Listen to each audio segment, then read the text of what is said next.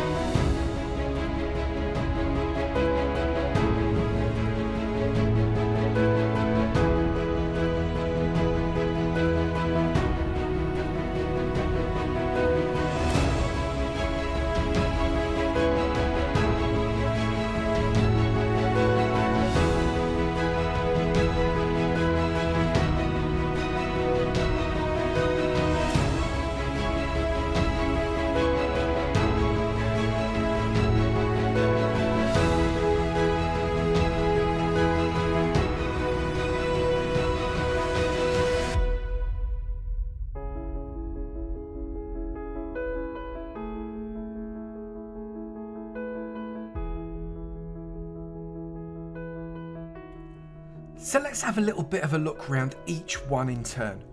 First up, the wild cottage garden, and the first thing you see is that we put a wall all the way around this. Now most of this wall you can't jump over, but I haven't made it so you can't jump over it completely. Look, there is the odd block, so it isn't mob safe. We have got walls with 3 wooden gates between them, which gives this really cool arch effect. I like that a really lot. And inside, we've got a pathway that is made up of coarse dirt, gravel, and also path blocks. Nothing more than that. Lots and lots of coarse dirt around the sides in the flower beds. We've got lots of flowers all around here. We've got some crops in the middle, not necessarily because we want a farm, but because the colour change with that yellow against the green works really, really well. We've got posts just knocking around every now and again for a little bit of light, and 2 high plants all the way around the border. This pathway goes all the way up and around. Again, we've got a few more plants here in the form of melons and some pumpkins over the other side that again give us that little semblance of life. This is a wild garden, so we want it to be a little bit random. Similarly, we have got these bees in the back too. Again, wild gardens, this is all going to be really necessary for the flowers to get pollinated, and the bees are going to be a big part of that. We've then got the custom tree that's got a tree swing in it so people can come and really enjoy the view. Centerpiece to this wild garden is the pond. Now we've got bulrushes in here, not very many, just a couple, but we've used brown candles and green stained glass for that. We've got some lily pad, that one is suspending some lights as we can see underneath. I've used a little bit of bone meal, so just randomly getting a bit of seagrass in there. We've got both small and large drip leaves going on, and some sugarcane around the outside. I think it works beautifully with a pathway going just part way round so you can enjoy it. The bottom of the pond is made up of gravel and coarse dirt so we don't get any grass growing into it. The wild cottage garden is a really common type of garden that you could put in some kind of rustic or medieval build. It works beautifully because you can just randomly place your flowers, your pathways, and any other bits and pieces as well. The pond can be whatever shape you want it to be. You don't have to have trees, but it really, really works. And also these walls are very easy to put together. Slabs, blocks, stairs, pretty much randomly put around with a bit of variegation. It's an easy garden, however, the effect is absolutely brilliant. I recommend you give it a go. The horses seem to quite like this more formal garden. This one is actually an absolute doddle to make, but if you've got some kind of mansion or grand house, this could work perfectly for you. This one is all about straight lines, regimented flowers, straight walls, path blocks, and a little bit of a water feature in the middle. The path goes all the way around this water feature into the sit-in garden. We've got a couple of chairs at either end. All it is a rectangle with some light at the bottom, but I think it adds the green and the blue to this otherwise relatively pathy grey area. We've got some custom trees, but in a very formal way, fence posts and some leaf blocks made into very regular shapes. We've not taken out any random blocks to make it look a little bit natural. These guys have been carved. And 3 really simple light sources made up of blocks, walls, fence posts and trapdoors. They work really, really well, and they are placed equally around the garden. The regular hedgerows and the shape of this garden mean that you can actually forge it around anything you wanted to, any sized house, any sized area, and probably very simply put it up and down. I've got a straight andesite wall here, but you don't have to have the wall. You can make it much bigger if you chose to. Maybe you'd prefer something just a little more oriental. I love this garden because there's so much variety in it. As you come through this gateway, we have got, first off on the right hand side, a little internal area where you can come and sit and chat inside your Japanese pagoda. And outside, the light source is made up just of sea lanterns and a few trapdoors. Really, really simple with a birch deck. Works really well. The other side of the pathway, we've got a mostly cobbled area. A little bit of variegation with andesite and also some stone brick. But again, simple lighting and also some places where you can lay out on the floor and enjoy the sun. Some very, very simple custom trees made out of nothing more than the odd leaf block and a few fence posts.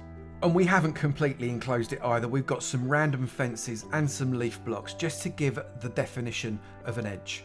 Walking down the path, we come over this really tiny little bridge that goes from one side of a pond to another side where a small waterfall falls down and gives plenty of fish somewhere to live. This on the other side, then we have got a pagoda and we've got the green edges there of prismarine, which really works well for a Japanese build. This shaded area allows you to enjoy the outside without getting sunburn, and I've deliberately made the floor very, very white to give the impression of one half of a yin-yang symbol. And the path continues around with a tiny little water feature. Again, we've used these coral fans just to add that little extra touch. And we've got this blossom tree, custom tree, using dark oak and a lot of different types of pink block, just to give that blossom effect. And at the end, these flying lanterns going off into the sky just make for that little extra Japanesey touch. We've got lotus flowers and lily of the valley because they've also got a Japanese feel. The pathway is edged off with andesite just to give definition between the grass and that harsh path, because we've not put anything else in the path except for path blocks. It is a solid path block, except for that one block, which really shouldn't be there. This is a really lovely little garden with lots and lots of atmosphere, and if you've bought yourself a really big old Japanese house, or you're making a Japanese village, you could incorporate this type of garden around the entirety of it. It works so well. Finally, maybe you're building in the desert or on a desert island. I've used quite a bit of acacia because the orange works so well to offset against the yellow of the sand. And again, similarly with the path, we've got just a very few path blocks with some oak planks, some birch planks and those acacia planks as well. Obviously, being desert or desert island, it made sense to bring in the green of those cactus. You don't have to. I've stopped the growth of the cactus using just a little bit of string, but you didn't have to do that either. A little bit of bushing, again, breaking up the edge. We've not got a hard edge all the way around because I don't think we really needed to. We've got a tiny little oasis, nothing growing inside it. This is a desert for goodness sake, but however, we've got this gorgeous little pagoda made with these campfires that I have extinguished, acacia logs, and also a nice place to sit underneath in the shade from that blistering desert heat. We've also got an external area as well, where maybe you can get a bit of a drink. Maybe don't drink from the fondo. And no oasis would be complete without a palm tree, whether it is a desert island or a desert itself. I've used this dripstone block as the bark of the palm tree. I think it works pretty well. We've also got plant pots to use as coconuts, just hanging there from the edge of the bark right at the very top. You could totally adapt this design however you wanted. A larger oasis, more than one palm tree, different type of path. Maybe don't put any cactus in, maybe put more cactus in. It's entirely up to you. Why not come and have a look at these gardens yourself? The world is available for download on Java. Avomance.com is the link you need. Click there, free world downloads, and you'll see all the links that you require to be able to bring this and a load of other free download worlds in as well. Let me know in the comments below if this type of build idea video is something you'd want to see more of. I'd be delighted to give you loads and loads of different ideas. And if you have enjoyed this video, please do remember to slap that like button. It'd be great to know you're enjoying them, and I will keep on making them. Also, if you're not done already, please do hit that subscribe button. It'd be great to see you in my sub club, and I look forward to seeing you in another video. You take it easy now. Bye.